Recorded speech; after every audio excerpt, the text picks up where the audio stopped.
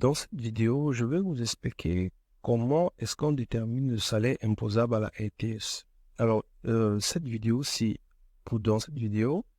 on laisse un peu le logiciel parce que pour la suite de la configuration du logiciel, il faut que vous compreniez d'abord la logique qui a été utilisée. Comme je vous ai dit, j'ai utilisé plusieurs sources que je vais mettre à votre disposition. Et voilà donc que j'ai résumé les procédures dans ce tableau pour vous faciliter la tâche et aussi pour faciliter la configuration du programme. Ce sont des documents, bien évidemment, que je mettrai à votre disposition. Alors, détermination du salaire imposable à la RTS. Ce qu'il faut savoir, c'est que la RTS a sa base de calcul. Donc, ici, nous allons donc déterminer la base de calcul à la RTS. Premier élément qu'il faut savoir, c'est que pour calculer le salaire imposable à la RTS, on reprend d'abord tous les éléments du salaire du bulletin salarié. Donc, on va d'abord construire le salaire de base. On va considérer toutes les heures supplémentaires. On va considérer toutes les primes et indemnités imposables ou pas. Parce qu'il y a des primes qui sont exonérées de la RTS. Donc, premier élément, on les énumère tous et on calcule d'abord le salaire brut. Ce salaire brut-là est égal donc au salaire de base plus toutes les heures supplémentaires plus toutes les primes exonérées ou pas. On a d'abord là le salaire brut. Par la suite, donc, on va déduire la cotisation sociale. La déduction de la cotisation sociale se fait comment? La cotisation sociale, on va déterminer son montant. Ça veut dire la part ouvrière qu'on verse à la CNSS. Quelle est sa base de calcul? C'est 5% du montant brut, du salaire brut.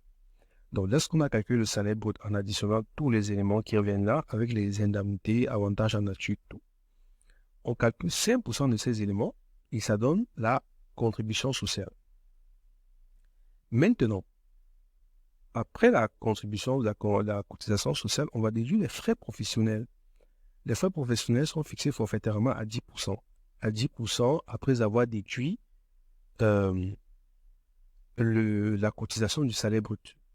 Donc, vous allez faire donc E qui est égal au salaire brut moins F qui est la cotisation sociale et c'est le résultat qu'on multiplie par 10% pour obtenir les frais professionnels.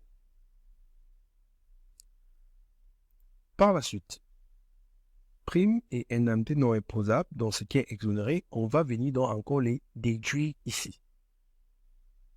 Donc, le salaire imposable à la RTS sera donc égal au salaire brut, moins la cotisation sociale, moins les frais professionnels, moins les primes et indemnités non imposables.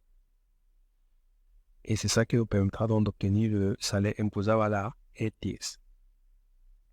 Par la suite, on a un barème de la RTS très important. Alors, voici le barème ici qui a été retenu.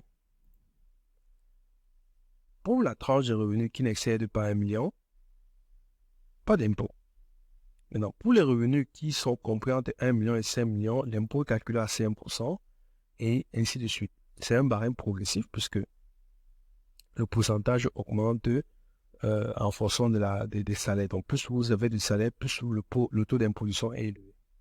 Alors, maintenant, il faut savoir que c'est des calculs un peu comme des calculs de commission. Ça veut dire que si, par exemple, vous avez un revenu compris entre 10 millions et 20 millions de francs guinéens, voici le taux qui doit vous être appliqué. Mais on ne doit pas directement venir prendre votre valeur et la positionner ici pour calculer seulement 15%. Non, par exemple, si vous avez 12 millions, vous n'allez pas faire 12 millions fois 15% à dire que c'est l'impôt que vous devez payer. Non, vous allez payer l'impôt de toutes les tranches précédentes. Donc, vous allez d'abord venir à la première tranche, 0%, dont vous n'avez rien à payer. Vous allez payer les 5%ci, vous allez payer les 10%ci, et enfin, payer maintenant l'impôt de votre tranche. Donc, c'est la somme de tout ça qu'il faudra dans l'impôt de la RTS qu'il faudra déduire.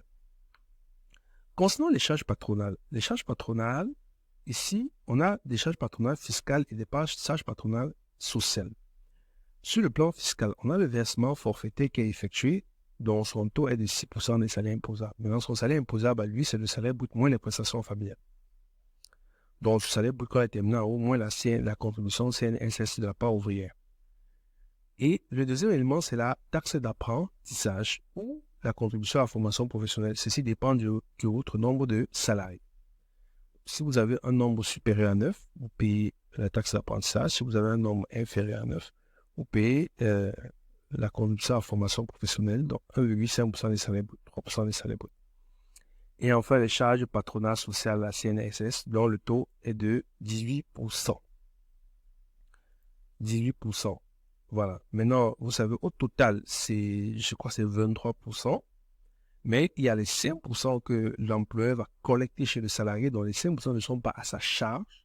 Les 5% sont à la charge du salarié. Le patron, lui, il a à sa charge 18%. Et ce sont donc les 23% qui sont donc répartis dans ces différentes rubriques-ci. Voilà. Donc, j'espère que nous nous sommes fait comprendre. J'espère que vous comprenez la logique dans laquelle on va aller. Si vous avez des difficultés, vous connaissez, il y a le forum.